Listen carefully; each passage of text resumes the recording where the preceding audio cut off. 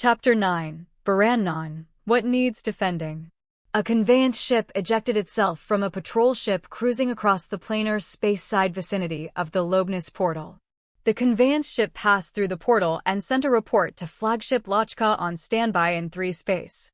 The enemy fleet has reached the 300 settler point from the Lobnis portal. We believe that in approximately 3 hours, they will begin infiltrating this territory nation, the communications officer reported to the commander-in-chief dispassionately, here on the commander's bridge. How are things on the land world looking? Spore asked. According to Unit Commander Gabatek, they need another 5 hours for complete withdrawal to planar space, replied Kvatis. I see, Spore nodded. I knew my ships would end up taking a lick or 2 from this. The one good thing going for them this battle was the fact that the supply ships, the amphibious ship, which could be called an enlarged version of a traffic ship, plus the supply ship they'd deployed to the planet, were fast enough to keep pace with a recon squadron, as they were smaller and lighter than typical supply ships. All ships set sail, she commanded. Just as scheduled, 11 patrol ships joined the flagship sides. 21 ships had passed through the Lobnis portal alongside the Lochka, making for a total of 33. 33 ships. Those were all they had. Even just a single recon subfleet boasted more firepower than their combined forces. Since the ships belonged to various different corps, Spore grouped 30 of the ships into 5 temporary squadrons and took the other 2 under the direct command of her flagship. I never thought I'd have to fight like some Ruaboriac, watchguard fleet, for the sake of some backwater land world, she griped. I totally agree, nodded Kvatis, all but pointing the finger in her direction. The Lochka was at the head of the pack when it soared through the Lobnis portal into planar space. Signal for assembly, ordered Spore, once the enemy had reached the 10 settler point from the Lobnis portal. One by one, the patrol ships under her command nestled close to the Lochka. In order to save on fuel, they formed battle lineups 3 ships to a space-time bubble.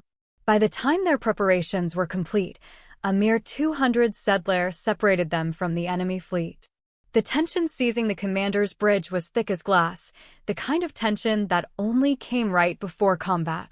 No matter the ship or the post, everyone felt it. They're not running, muttered Spore. Yes, because they're the ones with the massive advantage, said Kvatis. The utter humiliation of it. To have to fight even though we know we're on the back foot. The formation of this stopgap Reykjavik Lobnis defensive fleet was as follows. Spore's ship was front and center, with 1 squadron to each side and 3 squadrons forming a rear line.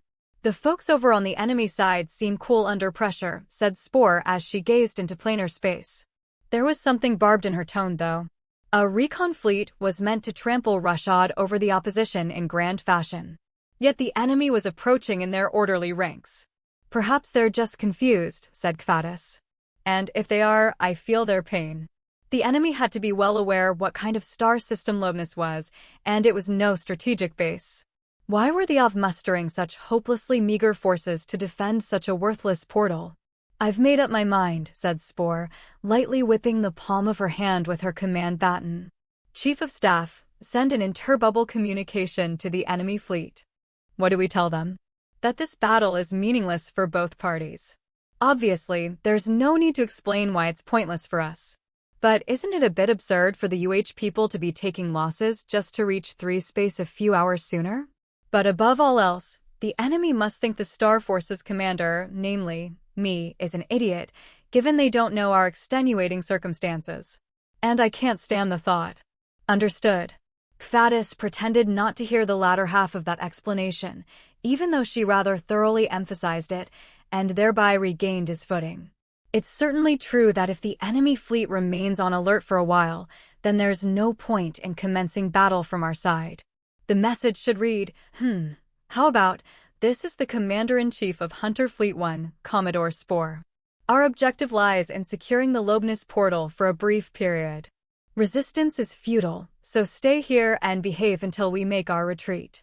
I think it could use a little revising, ma'am, Kvatis offered nervously. Is that right? Spore seemed displeased, but, fine, I leave it to you, then, Chief of Staff. There's no time, so hurry. Roger that. He saluted and strode over to the communications officer. He'd completed the text of the message in the time it took him to make 3 steps. You must have overheard about the interbubble communication. Here's the text of the message. This is Hunter Fleet 1 of the Imperial Star Forces. We do not wish to exchange fire. We promise we will leave this sector in 6 hours' time. We hope you will refrain from advancing further. Got it. Understood. And so the interbubble communication was sent.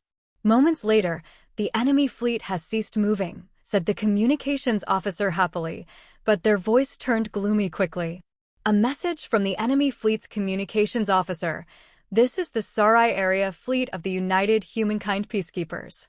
We will grant you a 1-hour grace period, after which you are to retreat at once. If I could leave at once, we wouldn't have taken positions to begin with.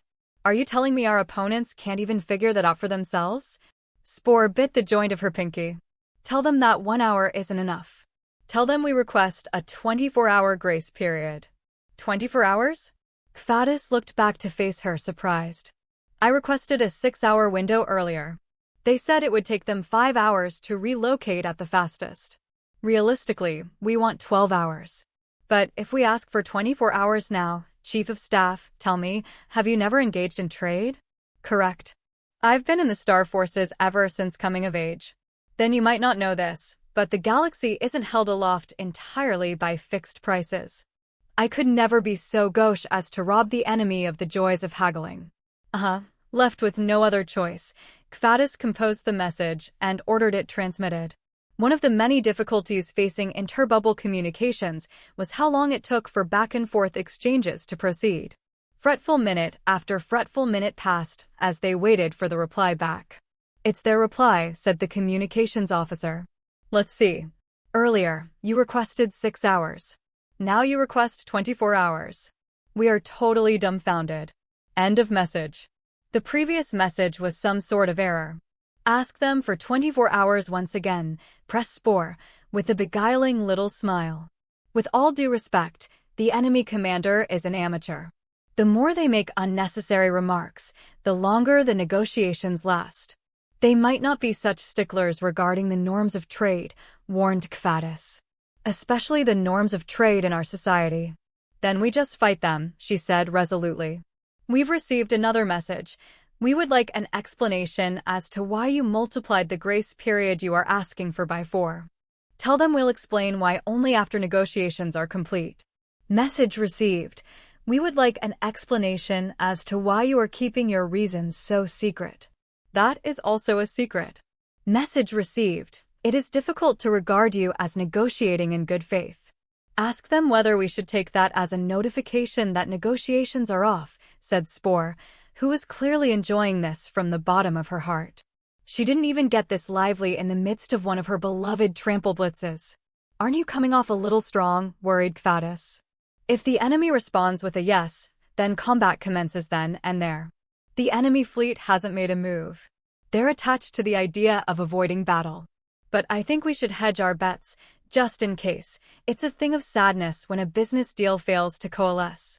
But it's only by overcoming that sadness that people can attain greatness as traders. I think this will serve as good experience for you. I plan to serve the Star Forces for the rest of my days. Then you do yourself a disservice, Chief of Staff. You're as good as throwing away half of the fun in life. Oh well, it's your life, and I don't mean to tell you how to live it. In any case, I'm the one making the deal here. Ask them the question, and ask them now. Roger. This time around, it took an especially long time for the reply to reach them. Message received. We acknowledge it is too soon to draw a conclusion. We also understand that you have requested 24 hours time. However, we still ask that you retreat within 1 hour's time. The enemy commander is a good egg, Spore chuckled. I don't know who they are or where they're from, but they pass muster as my playmate.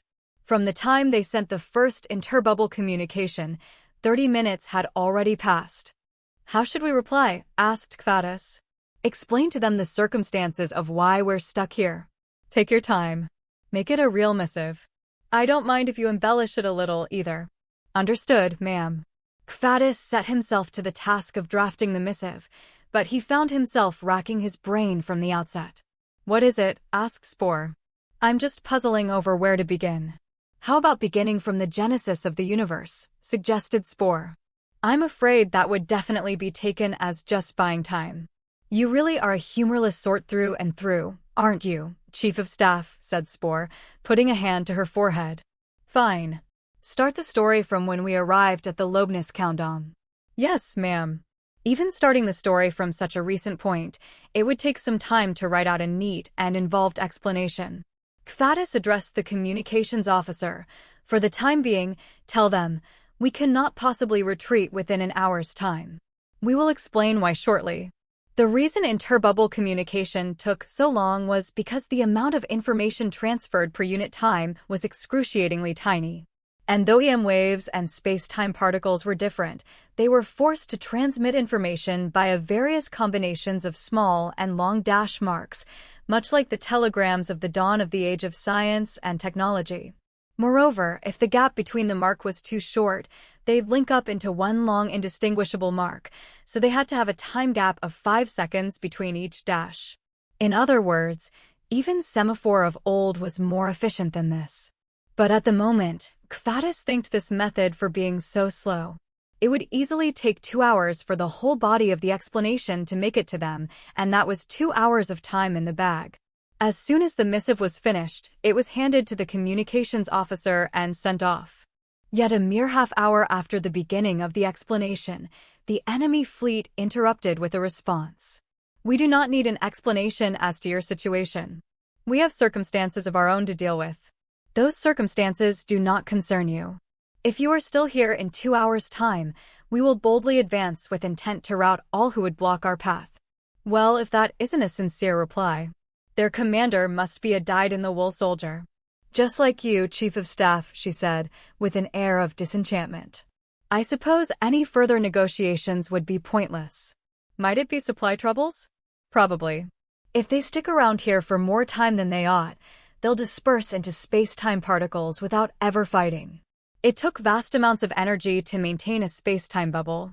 No matter whether the bubble was staying in place or advancing at full speed, planar space sucked out the same amount of energy at any given point in time.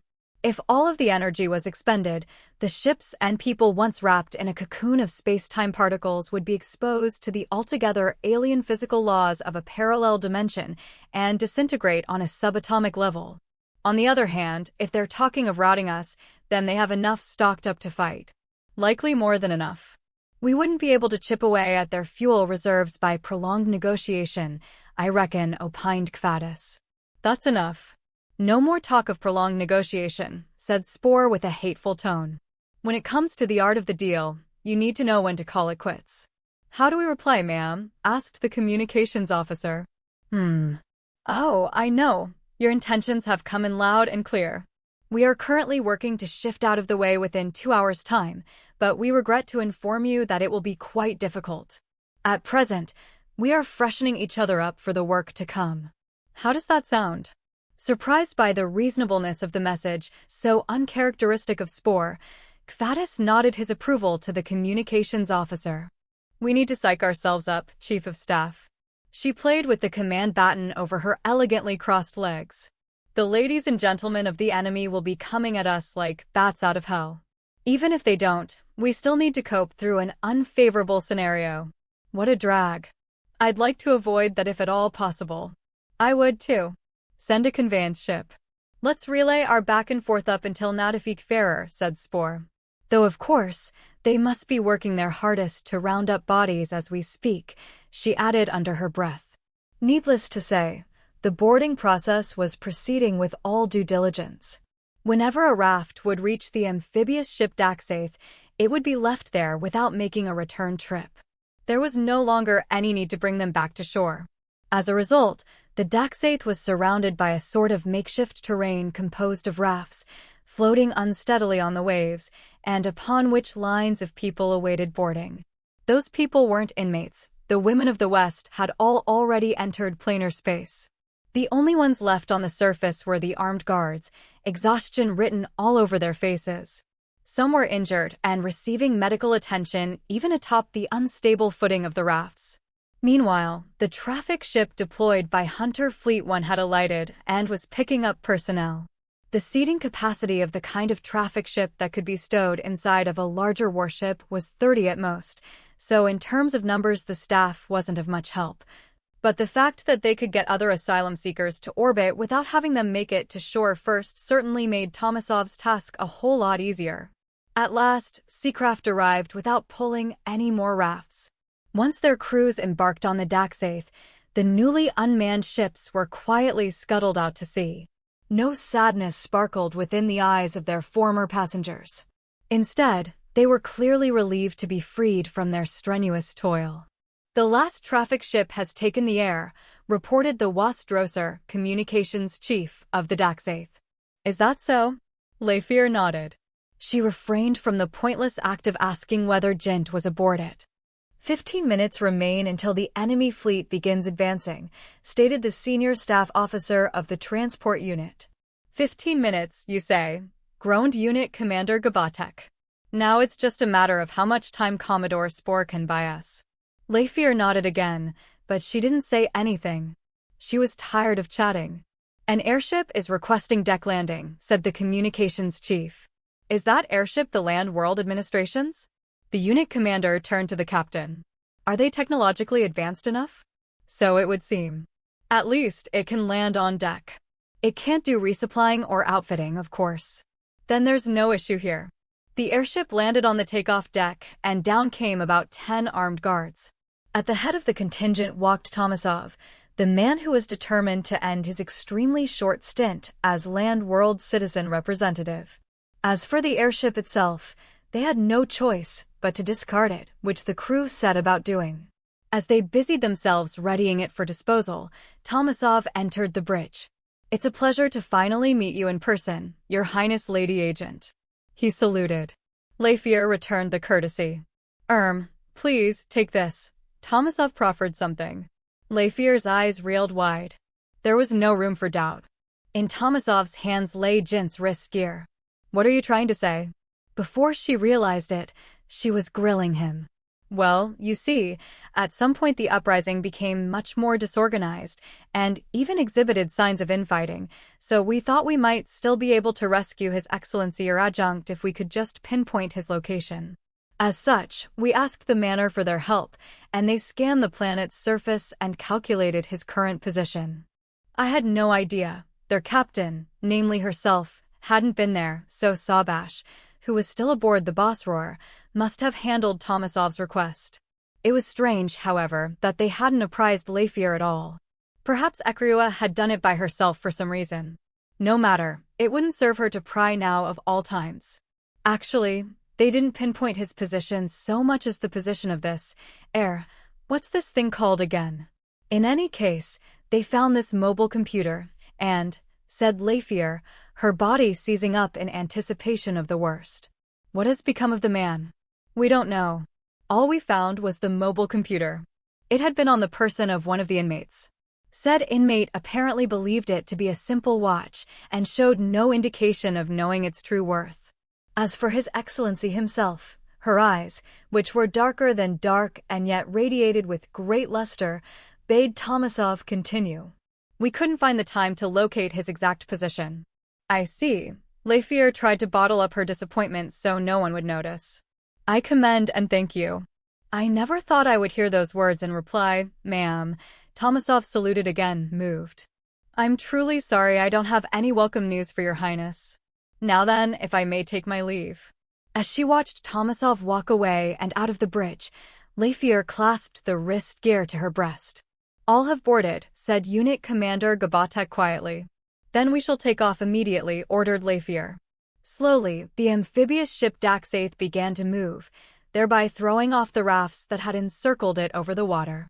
Its huge frame accelerated in the blink of an eye, rushing up into the blue yonder even as the brine sprayed. It's time, Kvatis whispered to his commander-in-chief. The enemy fleet has begun to advance, reported the communications officer Neri a moment later. I love it when people are hard and fast with the time, said Spore, pointing at the officer with her command baton. I command all of my ships to prepare for mine battle. Now, punch the signal of challenge, if you please. "We're engaging?" asked Kvatis. "Of course, silly," she responded casually. "We still have ships of ours stuck in the Kingdom of Lobness. But we bought so much time through the negotiations. Haven't we already fulfilled our mission?" "You could interpret it that way," she said, cocking her head and placing her baton on one cheek.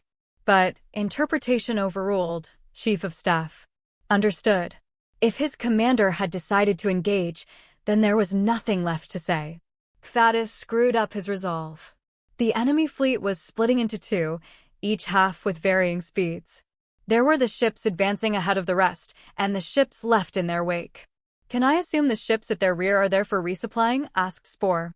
"If they are, then they're being pretty obvious about it," replied Kvatis. "Yes, exactly. That's what's got my interest piqued." On that note, Spore went silent and stared at the map of planar space. The gears were working underneath that marvelously artistic hairdo. Kvatis joined her in scanning the map. If they let a single solitary ship enter the portal, it would spell defeat. The standard tactic would be to extend the flanks and intercept, but the defensive battle formation that would allow them to do so was just too full of holes. It would get blown through without a sweat. If, however, they could aim all of their attacks at the supply core, the enemy would no longer be able to afford to focus on entering through the Lobness portal, and would instead come right at them, guns blazing. What they needed was to make this a rough-and-tumble melee as far from the Lobness portal as they could manage. That was what they could hope for. They'd fulfill their objective with the fewest casualties on their end. The enemy vanguard has entered within range of the mobile space-time mines. But Spore remained silent. "Do we try skirting around?" pondered Kvatis. They could circle around their left or their right and attack the troops at the rear. But Kvatis soon reached a conclusion. No, that won't do.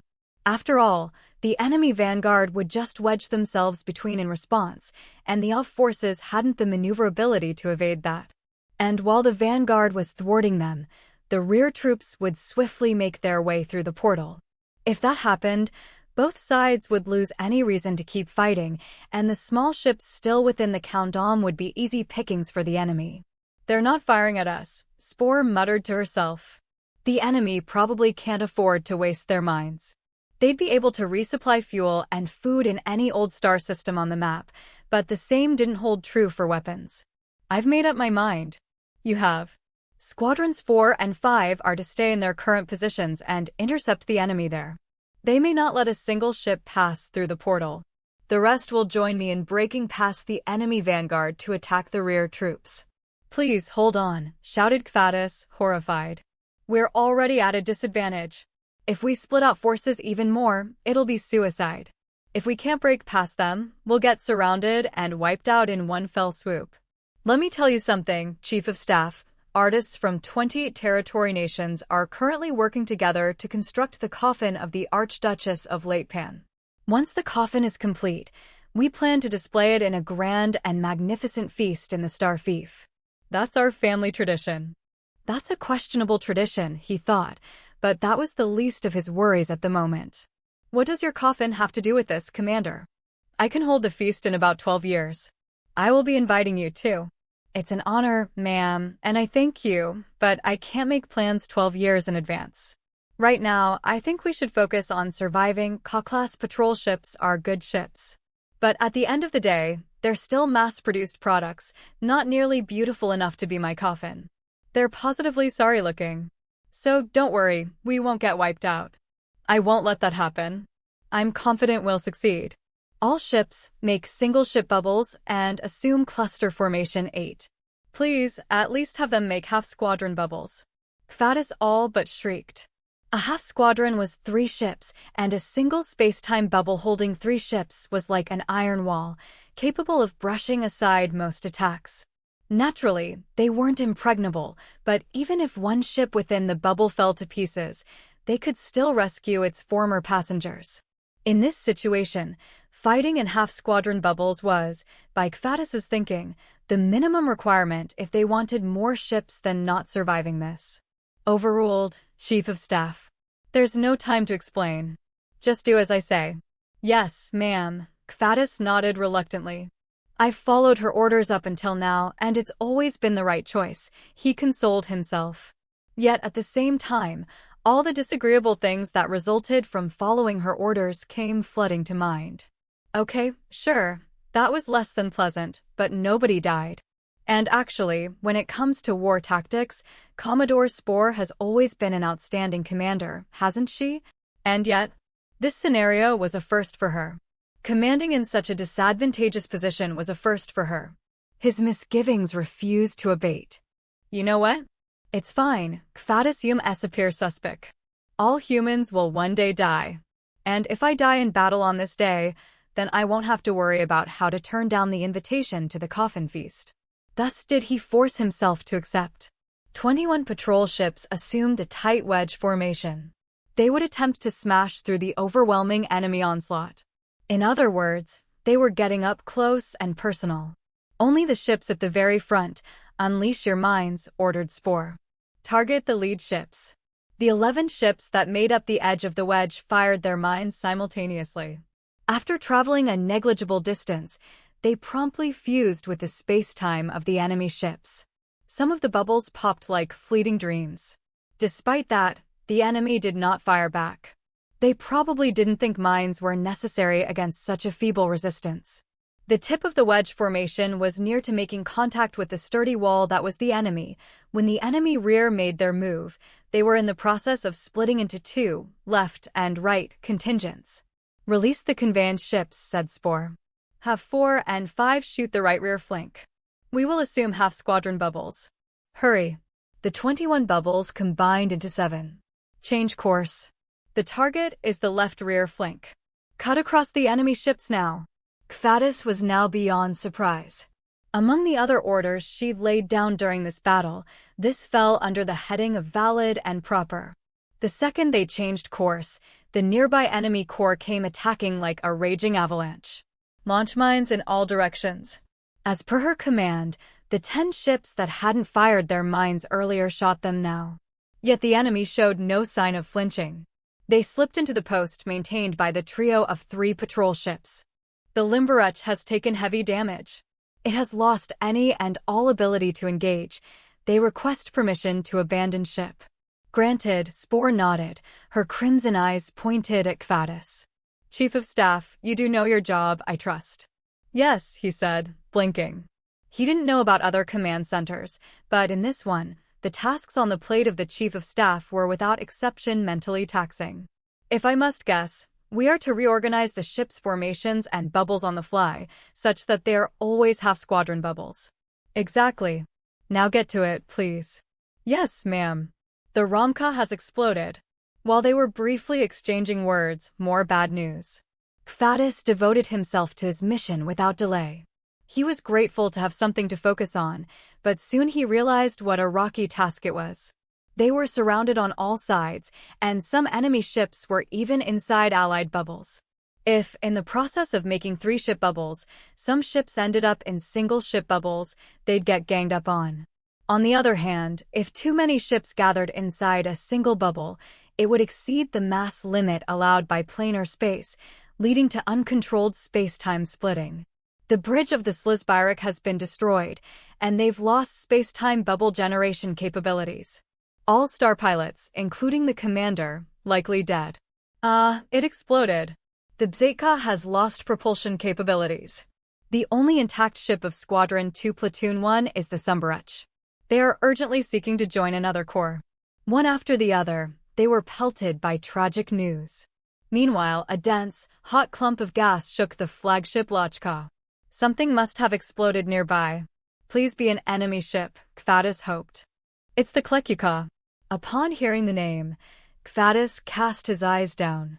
One of the 2 ships under the flagship's direct command, gone. Have the Sumberuch join the command center bubble, ordered Kvadis. As yet, they had only reached the halfway point. The enemy was building an ever thicker stronghold at the front, while groups of bubbles thought to be supply ship corps were moving at high speed toward the Lobnis portal, with the long stretching lines of the rear units as proof. They were stampeding toward the portal in order of arrival, starting with the head of the line. Oh no, the Sumberuch has exploded. Have the ships on Lobnus still not escaped? Screamed Kvatis, succumbing to sheer frustration. Don't raise a fuss on my bridge, Chief of Staff, chided Spore. That's what everyone is waiting for, so that news will be the first to come. Right, of course. Kvatis bit his lip. The enemy bubbles have begun disintegrating. At least 1 or 2 enemy ships were coming to the end of their ropes energy-wise, their space-time bubbles dissipating as the laws of nature demanded. Kvatis hoped the other enemy bubbles would follow suit in short order, but the UH Command Center was not so incompetent. They must have been paying attention to which ships were low on fuel. There was no string of dissipating bubbles to be seen. The bubbles that did fade away must have had unfortunate circumstances of their own. While Kvatis was embracing convenient pipe dreams, the enemy continued their merciless assault. The commander's bridge rumbled. It was finally the Lochkoa's turn to take some hits. For a ship with the Golden Crow flag to take damage, what humiliation, said Spore, chagrined to her core. Kvatis looked at the map of planar space. The detached contingent was doing its job admirably. The enemy right rear flank must not have much of any presence of defense ships to speak of. A small number of patrol ships were chasing down the bubble flock. However, things looked bleak indeed for the main contingent. Only 6 ships remained, and not one of them was undamaged. If they were to surrender here and now, it would already break records for crushing defeats. Now's the time, murmured Spore. Pressing our luck any more really would be suicide. We're retreating. Retreating? But how? Kvatis despaired as he kept his eyes on the map. The other contingent was doing fine, but they had found themselves besieged closely. No matter what direction they fled, they'd have to open a path first, and each of the ship's battle capabilities had tanked massively to boot. It's okay, Chief of Staff. This whole fight is futile. At least it is to us, since we weren't able to buy enough time for supply ships on Lobnus to escape. Spore frowned ruefully. But the moment we begin retreating, it will clearly be a pointless fight in the enemy's eyes, too. They won't give chase, not unless they're idiots, and I don't think they are. I suppose you're right, he said, though he was a little skeptical. Change course. We're headed toward the center of the Milky Way portal belts, she ordered. Retreat is fair play. How do we tell the detached contingent? Don't bother. They'll come following, she said matter-of-factly. Roger that. The main contingent, if a mere 2 bubbles could be called that, shifted direction. Kvatis fixed his eyes on the map, his dread redoubled. The concentration of enemy ships right in front of them was growing thicker. The enemy are idiots. Kvatis yelped despite himself. Maybe they resent us, said Spore, cocking her head in puzzlement. Well, just break through. The Dubaruch has exploded. The communications officer reported the death of one of their 6 precious remnants. Damn it, did I, of all people, choose the wrong time to call it quits? Spore bit the joint of her pinky. Enemy ships are entering the Lobnus portal. But Kvatis couldn't bring himself to care about that anymore. The detached contingent is headed towards us. Maybe they're aiming to open up a path for us, said Kvatis. So it seems. Spore clasped her fingers together and hung her head. Could it be? Is she expressing gratitude? Kvatis wondered. The Lobnus portal was roiling, with countless ripples appearing over its phosphorescent surface. At the center of the ripples, a spaceship snows. Enemy fleet is entering 3 space. Have we run out of time? Unit Commander Gabatek bit his lip. Lafier grasped her command baton with both hands and glared at the screen. Until they passed through that portal, she was in command. What do we do? Asked the unit commander. What other choice do we have apart from proceeding? All ships generate space-time bubbles. Every one of the ships, every one being 2 amphibious ships and 1 assault ship, did as ordered, activating their space-time bubble generators. They were already cruising at the maximum speed of an amphibious ship. The Bosroar was flying alongside them at speeds relatively slow for an assault ship. The Thria vessels and the vanguard of the enemy fleet were rapidly drawing closer. They won't attack, will they? Unit Commander Gabatek's voice was as parched as a desert from the stress. The moment anyone crossed through a portal, there was no telling where they'd appear. If they were crossing into 3 space, they would appear at some point on the surface of the gaseous orb, but they couldn't know in advance where that would be. Consequently, a ship usually had to exercise caution when passing through a portal, especially when there were enemies on the other side. Otherwise, their formations and chain of command would turn anarchic, leaving open a window for their enemies to crush them while they were left reeling without shepherds. Yet from what they could see, the enemy fleet had not prepared very meticulously for the crossing. This could be a stroke of good luck. They had no orders for how to deal with the enemy before their eyes. At last, the sphere's faintly shining skin was full of ships. There was nothing but enemy ships all around it. Perfect. Leifir knew they were safe then. If the enemy attacked now, they'd not be able to avoid friendly fire. Passing through the Lobnus portal. At that moment, elation washed over the bridge. "Quiet," said the unit commander, bidding the command center personnel not to let their guards down. This is where things get dicey. The enemy ships that had passed through the portal had lost their bearing temporarily, yes, but chances were high that over on the planar space side, their command line remained rigorous. "I agree," said Leifir, offering her command baton. A lady separated from her territory nation was powerless. At the moment, she was a mere Deca commander. "Now then, I hope you don't mind if I take command," said Gabatek, as respectful as ever as he took the baton in hand. The royal princess, divested of her baton, looked at the planar space map as a humble passenger. The Lobnus portal looked like a gently distorted spiral on the planar space side, with a proverbial galaxy of flocks of space-time bubbles surrounding it in a whirl. They were almost all they were all enemy ships, each and every one. Single ship bubbles at maximum battle speed. Break free from the bowels of the enemy, and do not let them fuse with our space-times. Commander Gabatek ordered hoarsely. "Where are the remaining 3 ships?" "We can't tell yet," said the communications officer. "Should we signal to assemble?" "It's too early for that." "It'd have no effect," he said, shaking his head. In fact, it'd only serve to attract the enemy's attention. The enemy bubbles made no sign of coming to attack them. Not yet, anyway. He never returned, in the end, thought Acriacum Tealwise Arnor, lost in her reverie. Quartermaster Rearguard Starpilot Lin was the first lander she'd ever had a conversation with. The Ecriua clan had been a poor soldier clan for generations. For whatever reason, she'd never heard of a single ancestor of theirs who had succeeded in trade. Without any servant vassals, and with people without Frosh spatiosensory organs unable to attend the Starpilot Academy that she did, in any case, she didn't like cats. That was because cats aged. They didn't change that much in appearance, but before she knew it, they would become reluctant to play with her. She'd downplay it, the cat just wasn't in the mood. But the number of times they would play together would decrease over time. And then one day, even if the cat came to her to play, she'd realize, this cat is old. Back before she'd enrolled in the academy, she'd once discovered a cat who seldom felt like playing with her deceased by her bedside. There were many cats in her household, but that was the only one she'd regarded as hers. While stroking its cold fur, she resolved never to raise a cat again. The way the Ov grew old was much different. Even as the end of one's lifespan approached, the only thing that would change was that they'd sleep for longer at night. Ecriua had once bidden her great-great-great-grandfather farewell. He'd still looked young, but his waking hours grew shorter and shorter as sleep overtook his life. When he was awake, he was as active as ever. In the Ecriua clan, it was a matter of etiquette paid toward the dying to spend some time playing with them. Her great-great-great-grandfather liked Bearhoth, microgravity games.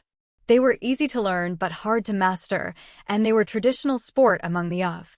His opponents were children, his descendants, and Ecriua herself was one of them. She'd been 15 at the time. As children, their experience levels paled in comparison, and their physical strength was still inferior to his. Some of the male children picked up wins against him here and there, but she couldn't rack a single victory in her corner until the very end. Eventually, his waking hours grew short indeed. He would sleep for days at a time, only to awaken for a handful of hours before the cycle repeated itself. By that time, the adults had gathered to hold a feast for him, but he himself seemed to prefer playing Bearhoth with the kids. When her great-great-great-grandfather passed away, she and the other kids who'd played against him dedicated a bear, sports ball, to his bedroom. For a large family like the Ekriwa clan, death was a relatively common event. But that was the first time the girl named Noor had witnessed the death of someone she held dear to her heart, which became seized with grief. She could remember wiping her tears against his cheeks like it was yesterday. In what way did a lander age? Like a cat or like an ov? And when she knew for sure she'd never be able to watch the first lander that ever caught her interest age, would she feel the same way she felt when her great-great-great-grandfather died? "Rearguard Ekriwa," said Sabash, who was sitting in the captain's seat. "What is the situation with the enemy?" At the moment, only 3 people were aboard the Bosroar's bridge: Sabash, Inspector Supervisor Samson, and Ekriwa. With the control gauntlet equipped, Sabash was in charge of maneuvering the ship in 3 space, in anticipation of needing to fuse spacetimes with the enemy. The deputy star pilot, Ekriwa, was single-handedly undertaking bubble steering, communications, and information. Ekriwa glanced at the planar's space map. "Everything around us is the enemy." That being said, there were gaps between enemy ships all over. They were probably spaces created after they'd formed units. Ekriwa thrust the Bosroar's space-time bubble through one of the gaps. A space-time bubble's speed was inversely proportional to the square root of its mass. As such, lightweight assault ship bubbles boasted high mobility. They wouldn't be fusing with enemy bubbles unless they wished to. It was a different story for mines, however. Assault ships were weak to mobile space-time mines, which were really just unmanned ships whose only purpose was to destroy the enemy target. Fortunately, the enemy didn't seem to be coming at them with any mines. It looked as though they would survive. However, the situation for the supply and amphibious ships, which were sluggish from the assault ship's perspective, was not as optimistic. While there were no signs of battle taking place as displayed by the planar space map, with the gap in might this overwhelming, they could be cleaned up relatively quietly. In what way did land peoples age? Could she hope to be taken care of on her deathbed? Which died more blissfully, her great-great-great-grandfather or the cat? Were the people who died in this sector happy? Would Ekriwa join them in death? Unconsciously, she had been staring at the empty clerk's seat. Was he alive or dead? If he was dead, there was no way he'd died happily. She wanted to ask him, "What does it feel like to you landers to age?" But he was still too young to give her a precise answer. Of course, Rearguard Lin wasn't just among the first landers she'd met. Samson was another. He was the first lander her age she'd met as well. When she snapped to, she realized the Bosroar's space-time bubble was about to ram into an enemy bubble flock. Ekriwa veered away and corrected course. Then an interbubble communication came through. "Interim Captain," she said. "We've received a signal to assemble from the Lochka." "Understood. Let's join up with Commodore Spore for the time being," said Sabash. He seemed relieved. "Does this mean Fleet 1 is doing okay?" Ekriwa looked to the planar space map. The bubbles thought to belong to Fleet 1 numbered all of 2 in total. "I think the answer is no," muttered Ekriwa. "Is this the end of Fleet 1? groaned Unit Commander Gabatek. Lafier, too, was looking at the footage of the outside with disbelief. Ugly fissures ran down the exterior of the Hunter Fleet 1 flagship, the Lochka. The 8-headed dragon Crest was cracked into 2. According to what they were told, 26 out of the 33 patrol ships were completely destroyed. "This is a giant blow," thought Lafier.